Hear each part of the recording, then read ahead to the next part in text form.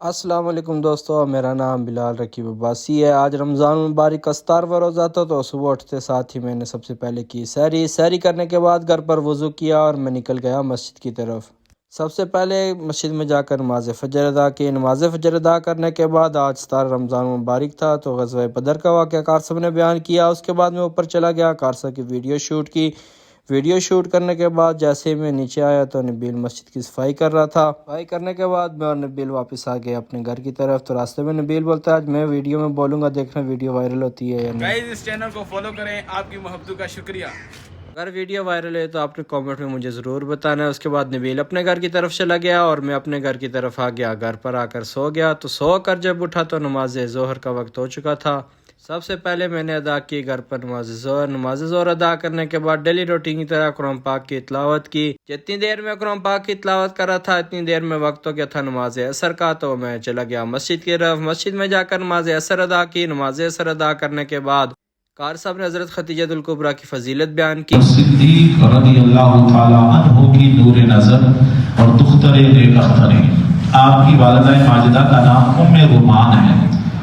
آپ کے بارے میں آتا ہے کہ جب آپ نے آنکھ کھولی تو اس دور میں آپ کے والدین مسلمان تھے۔ یعنی یہ نہیں ہے کہ آپ کے والدین بعد میں مسلمان ہوئے ہوں، بلکہ آپ پیدا ہوئی تو آپ کے والدین مسلمان تھے۔ بخاری شریف کی یہ حدیث پاک ہے۔ اسی طرح بخاری شریف کی ایک حدیث پاک ہے، حضرت آقا کریم صلی اللہ علیہ وسلم نے فرمایا عائشہ صدیقہ کے نکاح سے پہلے 3 راتیں خواب میں فرشتہ ریشمی کپڑے میں لپیٹ کر حضرت عائشہ صدیقہ کی صورت میرے سامنے لاتا رہا۔ نماز عصر اور بیان سننے کے بعد میں واپس اپنے گھر کی طرف آ گیا۔ گھر پر آیا تو افطاری کا وقت قریب تھا، دسترخوان لگایا، دعا کی، دعا کرنے کے بعد افطاری کی۔ افطاری کے بعد نماز مغرب کا وقت ہو گیا تو میں چلا گیا مسجد کی طرف۔ جب میں مسجد میں پہنچا تو ابھی اذان ہو رہی تھی۔ بعد میں نے نماز مغرب ادا کی، پھر واپس گھر آ گیا۔ گھر آ کر کھانا کھایا، کھانا کھانے کے بعد چائے پی۔ چائے پینے کے بعد وقت ہو چکا تھا نماز تراویح کا، تو میں دریائے بارکو سے ہوتا ہوا ارسلان کو ساتھ لیا اور چلا گیا مدرسے کی طرف۔ جب مدرسے میں پہنچا تو حکومت کی طرف سے انتظامیہ والے باہر سیکورٹی کے لیے بیٹھے ہوئے تھے۔ پھر مسجد میں جا کر نماز عشاء اور تراویح ادا کی۔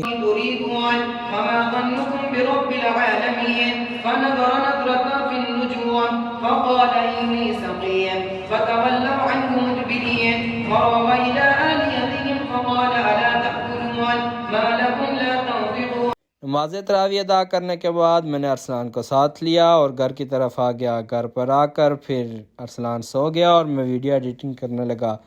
باقی اگر آپ کو آج کا ہمارا ولاگ پسند آیا تو چینل کو سبسکرائب اور لائک کر دینا۔ ملتے ہیں اگلے ولاگ میں، جب تک آپ سب اپنا خیال رکھنا، مجھے دعاؤں میں یاد رکھنا۔ اللہ حافظ۔